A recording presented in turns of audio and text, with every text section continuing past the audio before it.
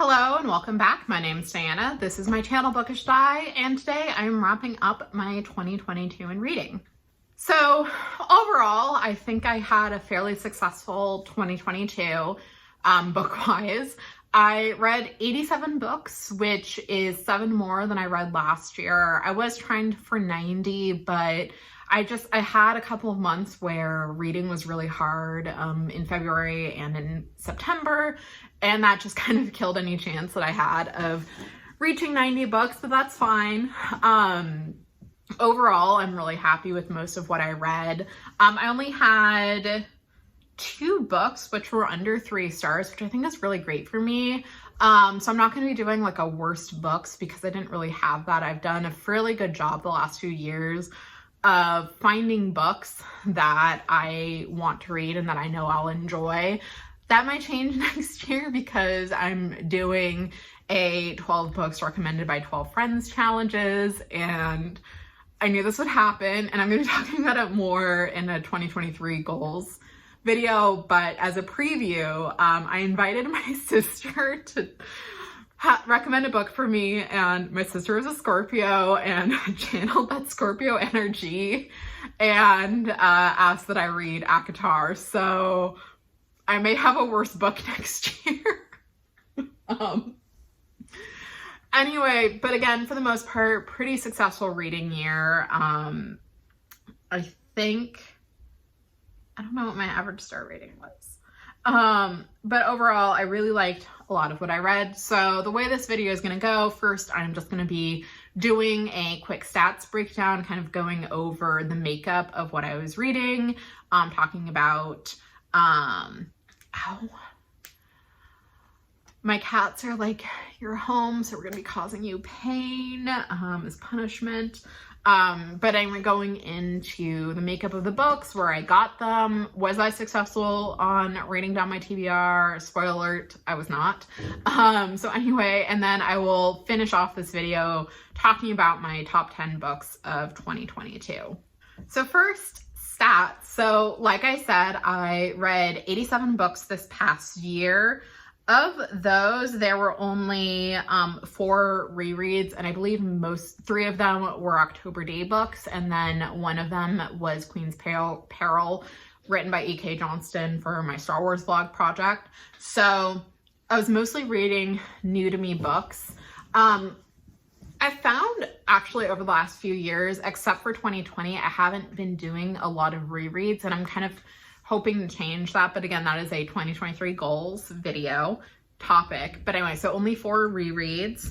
And then in terms of where I was getting my books, so 18 of these books were books that I already owned, so books I had bought prior to 2022. 22 were purchased in 2022, which I purchased more than 22 books in 2022, so I did not get to do a good job of reading down my TBR. And then 45 books were from the library. So I think that what that's really telling me is I need to be good about not spending money and making use of and continuing to make use of my library. So these were books like nonfiction books, backlist books, books that are harder to find, like the Penrick and Desdemona books by Lois McMaster-Bujold. So overall, a little over half of my reads were library reads. So other stats of the 87 books, 46 of the books were in print format, 23 were digital, and 18 were audiobooks. So again, I'm mostly reading print books, and I'm not reading quite as many ebooks as I might have in the past, so I thought that was very interesting. I read 72 fiction books and 15 nonfiction books. So while this is a slight increase over 2021, I think it's more of I read more books in 2022 than 2021. So I'm still not reading quite as much nonfiction as I would like. So I read 17% nonfiction. So maybe I'll try and have that be a reading goals, reading like a quarter nonfiction.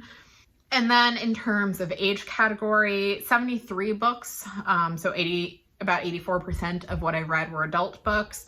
Only 1 middle grade book, and then 13 YA books. So I think 2022 is the year where I've really moved away from reading YA. I found it's much more difficult for me to like want to read YA. Like there are some YA authors that I still really like. Like I do have a few YA books that are on my top 10, and actually the middle grade book that I read is also in my top 10. So like I am enjoying the books for younger readers that I'm reading. However, it's not something that I'm actively seeking out to the extent that I had been in the past.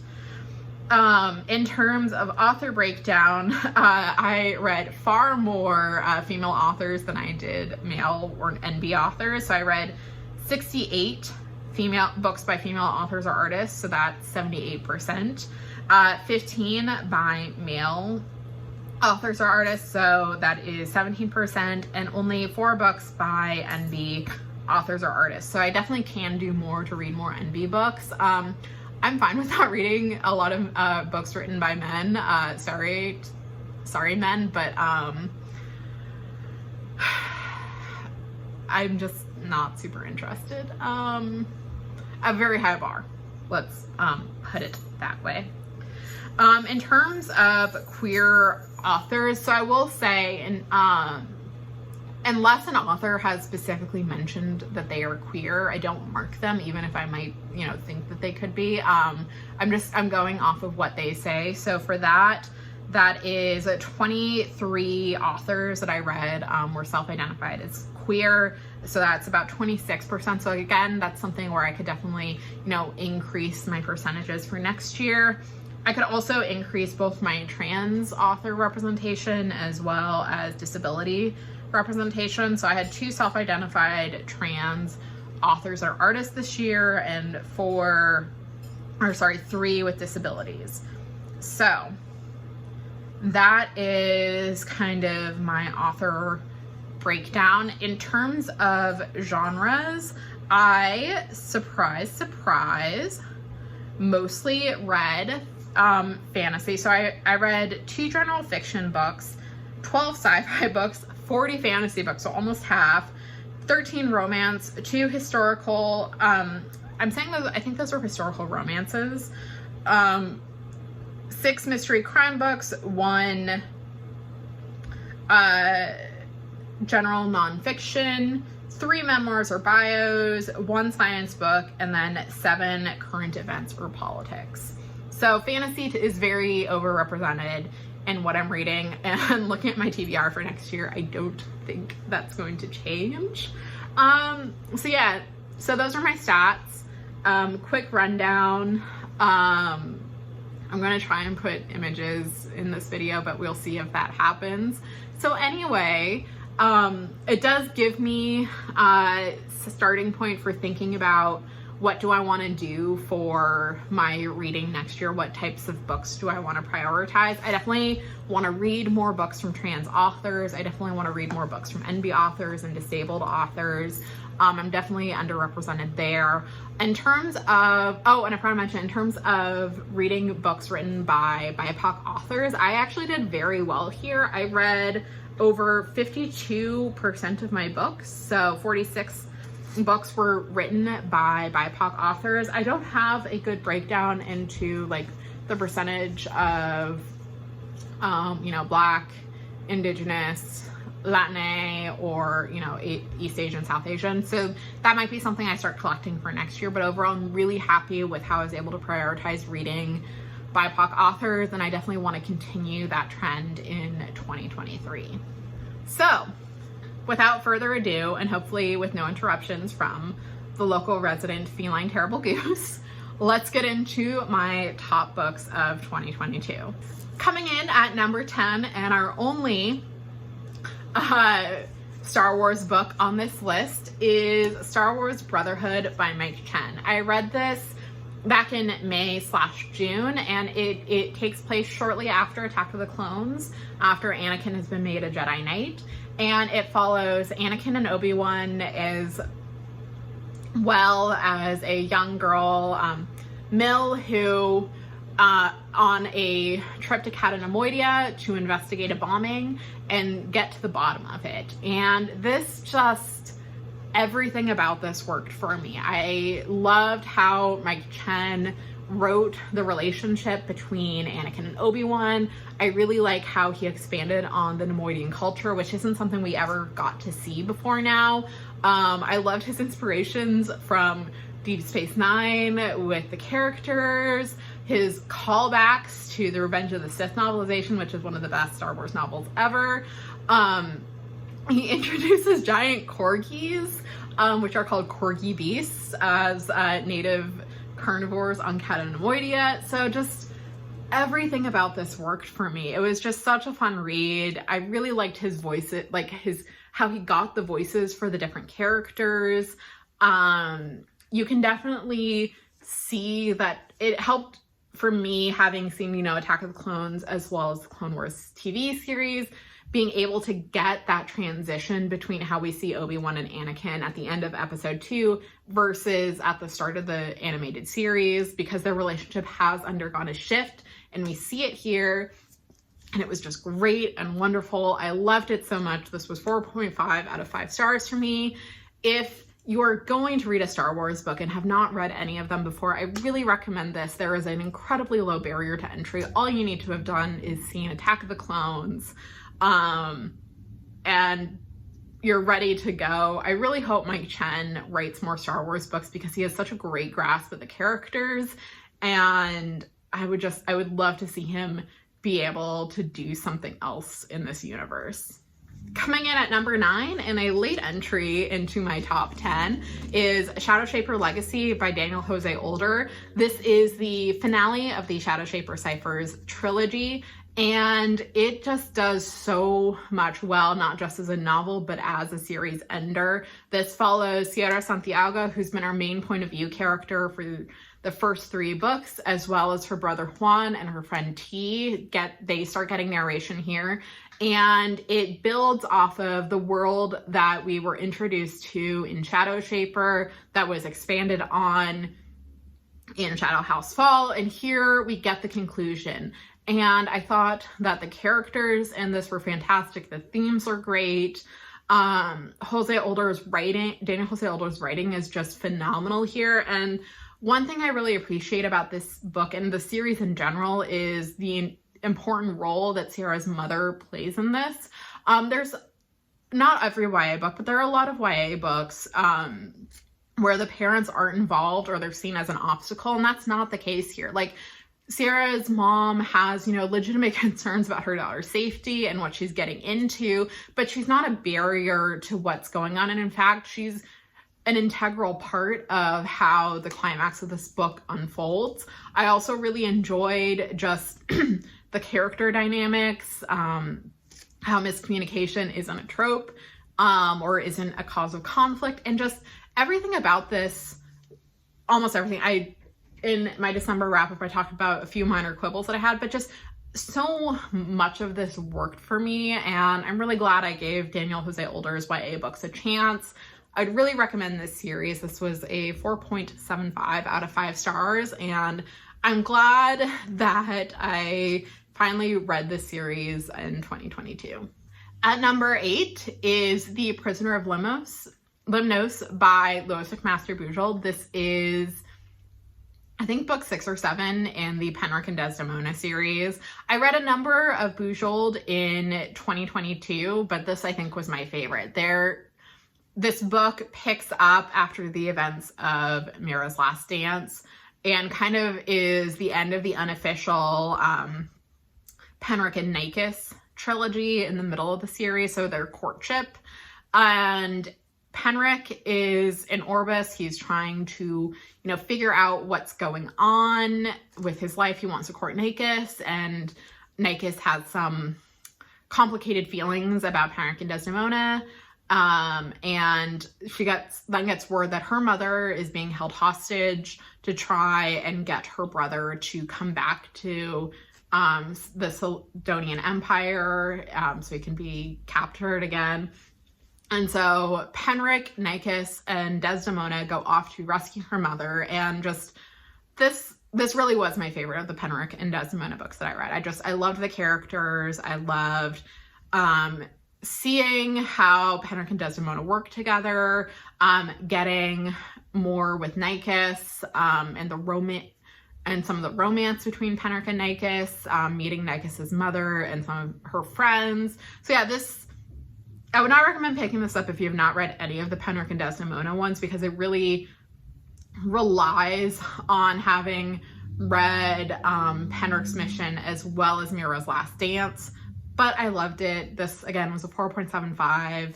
I'm going to be so sad when I run out of Penric and Desdemona books and novellas, just because they're my favorite. They're just so great. So that is number 7. Coming in at number 6 is In the Serpent's Wake by Rachel Hartman. This is the sequel to Tess of the Road, which is one of my all-time favorite books. And in it, we are following Tess, her brother-in-law / disgraced priest Giacomo, the Countess Marga, who's an explorer who Tess looks up to, as well as the dragon Spira, who is also on a quest to reach one of the world serpents at the bottom of the world.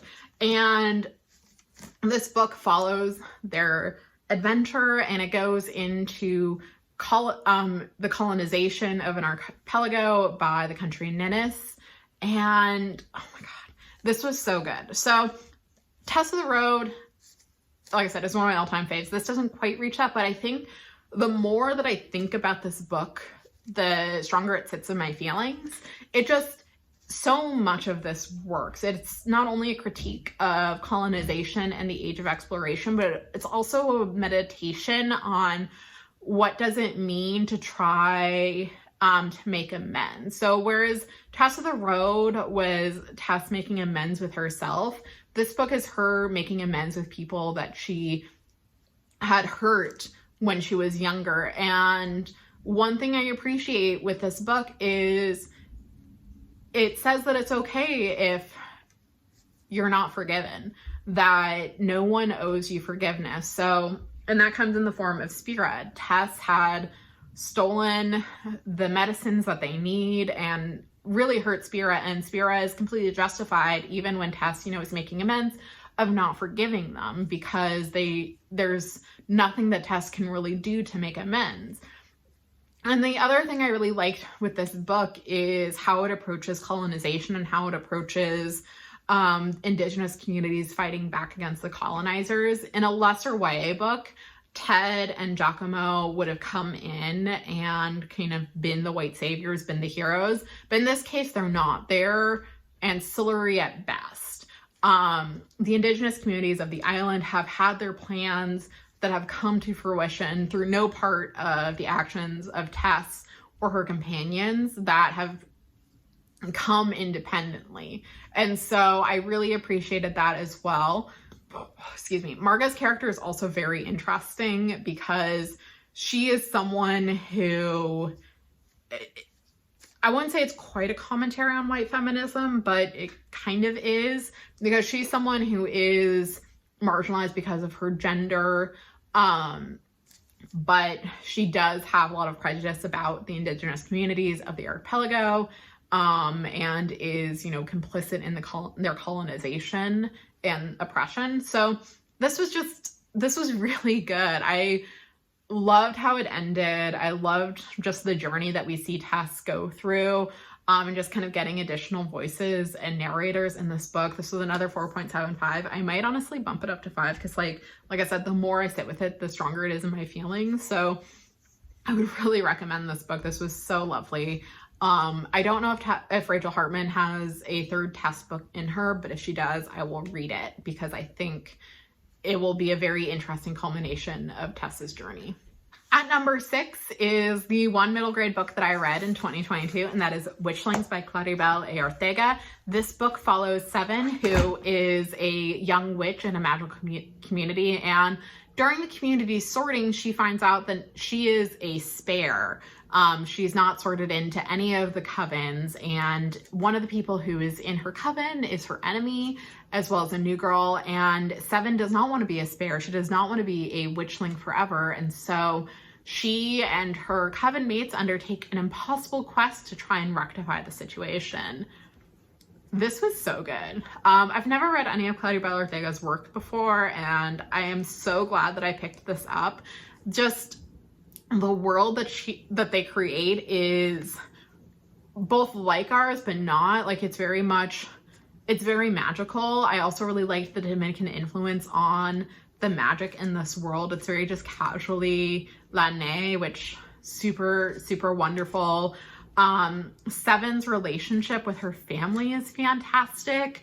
Like I mentioned earlier with the Shadow Shaper books, her family is very integral to her journey. They're very supportive. Like, they try and protect her when they can, but they also aren't barriers to her and her growth. I loved the relationships that Seven develops between her coven mates, with Valley and Thorn.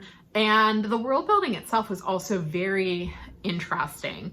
And I know we're getting a sequel, The Golden Frog Games, coming out in 2023. I'm definitely picking that up because I'm super interested how the conspiracy that's alluded to kind of grows, and also seeing the girls grow in their power. This book also has a really pointed commentary on class privilege and marginalization that I think works really well for young children or for younger readers.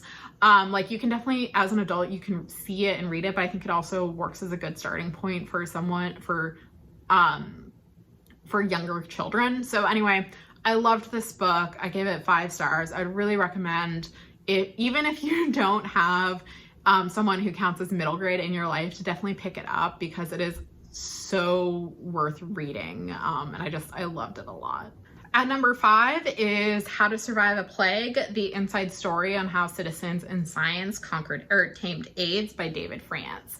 This is a nonfiction book which was published originally in 2012 that follows, that is both like a history of the early days of the AIDS epidemic and the push to try and find a treatment, as well as a bit of the author's memoir. So talking about what it was like for him as a young gay man who was a journalist living in New York City, experiencing the ravages of AIDS and seeing his friends and lovers die, and just seeing an entire community decimated by this disease.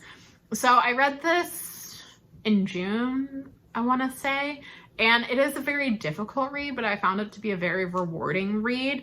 I also would recommend reading this in conjunction with And the Band Played On by Randy Schultz, because I think they work very well in conversation with each other. And The Band Played On is more of a contemporaneous account. It was published in the 80s. And Randy Schultz was based in San Francisco, so he takes he focuses a lot on the West Coast. And there are some things in that book that are no longer accurate. So the whole patient zero thing, which was introduced in The Band Played On, it turns out it wasn't a patient zero, it was patient O for outside of California. And it was just misinterpreted, and that misinterpretation has led to kind of the popular image of a patient zero in an epidemic. But this is more of a looking back. So like I said, this was published in 2012. This is the author kind of examining at more of a distance than Randy Schultz was. So I'm not quite sure what else I can say about this. There are some critiques that it really centers more of the white middle class male gay population, which I do think is a good critique. But overall, I really like this. I found this to be a very powerful book. I gave it 5 stars, and I would very much recommend people read it. And there are certain parts and David France couldn't have known this when he was writing it, that I think are very prescient when it comes to thinking about the AIDS epidemic and how people reacted to COVID-19. So anyway, I really recommend this book. It was very powerful, very moving, and I needed to read something incredibly lighthearted afterwards. At number 4 is Lake Lore by Anna Marie McLemore. This is their newest YA novel, and it follows 2 NB trans teens. You have Bastien and Laure. Bastien, it has ADHD, and to kind of cope with that, he makes alebrijes that are magical and releases them at the bottom of the lake. And you have Laure, who is non-binary, and they have dyslexia, and they've just moved to this town after an event in Laure's former hometown, and they meet up again. They had met previously, and the magic of the lake starts spilling out, and Laure and Bastien have to kind of confront their history and confront what might be holding them back to try and heal what's going on with the lake. This was beautiful. I really love Macklemore's writing. They're one of my favorite authors. I find how they write to be very beautiful, and this was no exception. I really loved the relationships between Laure and Bastien, as well as their family and friends. I liked how supportive. You're seeing this is like a common theme in a lot of my favorite books. Just like the role that the families play is really important to me, and I really appreciated that.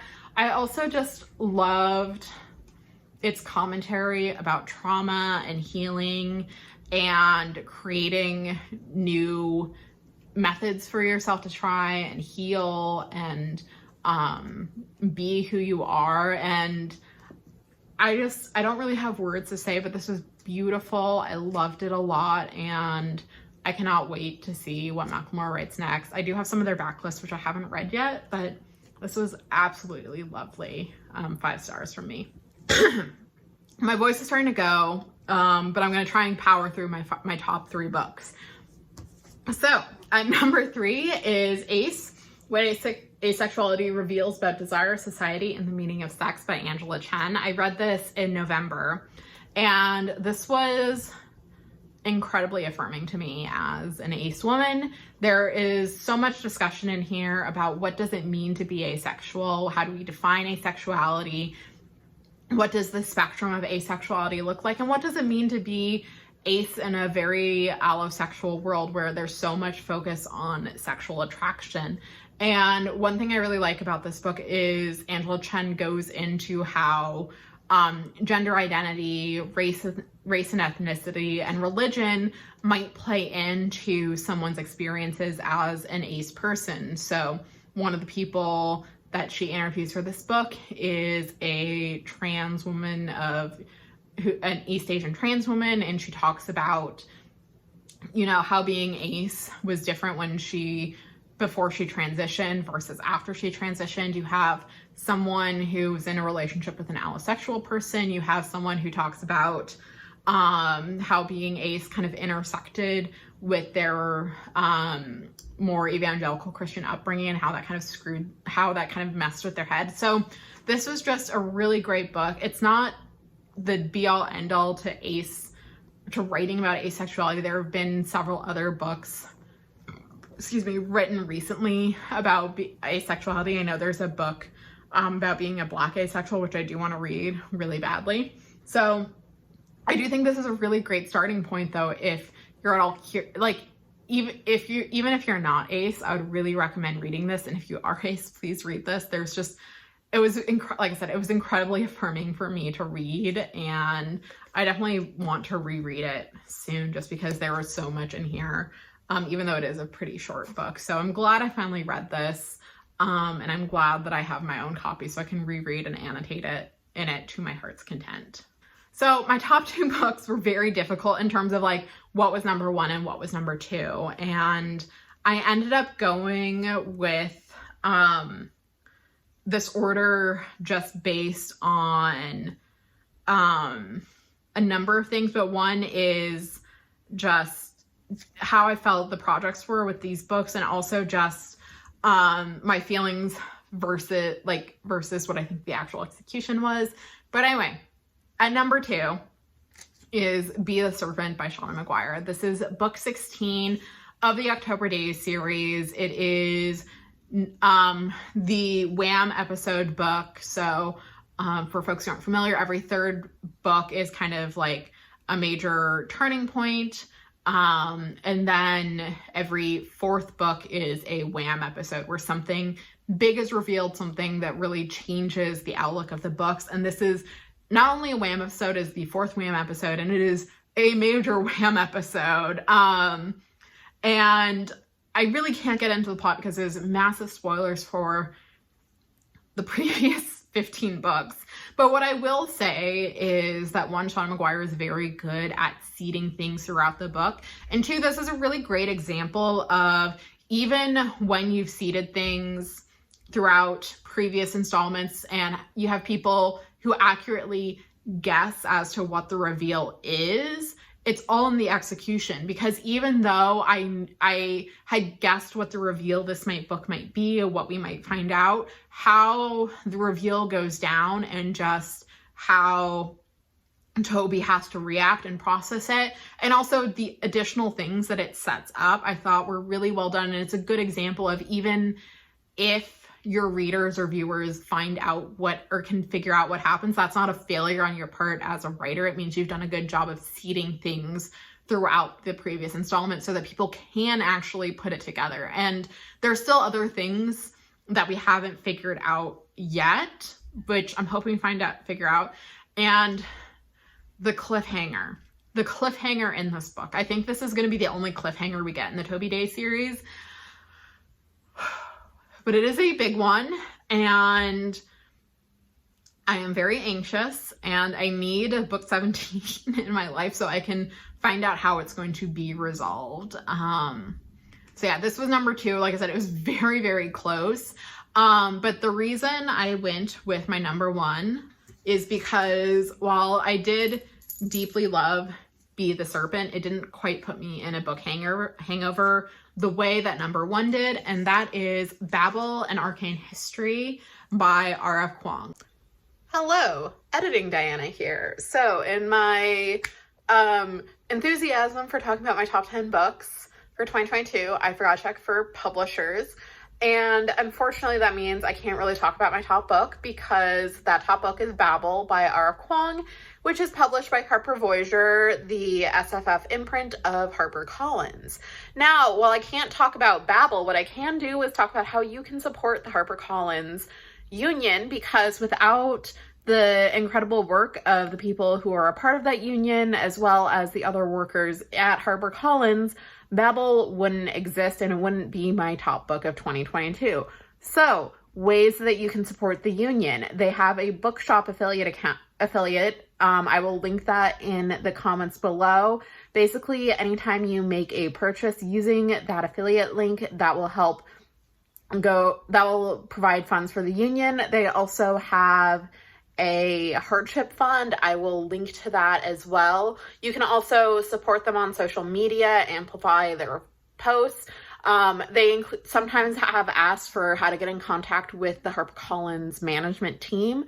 So I will also link their social media accounts for their Instagram and Twitter. So yeah, like I said, can't talk about my top book, but please support the HarperCollins union. If you have the ability to unionize in your workplace, please do so as well. I'm a member of my union, and it's probably the best decision I have made work-wise. Unions are fantastic. And if your workplace doesn't have a union, please think about organizing one for yourself. Management doesn't love you. Work doesn't love you back. The only way that you can protect yourself in this capitalist hellscape is with a union. So please join it. And yeah, that is my top books for 2022.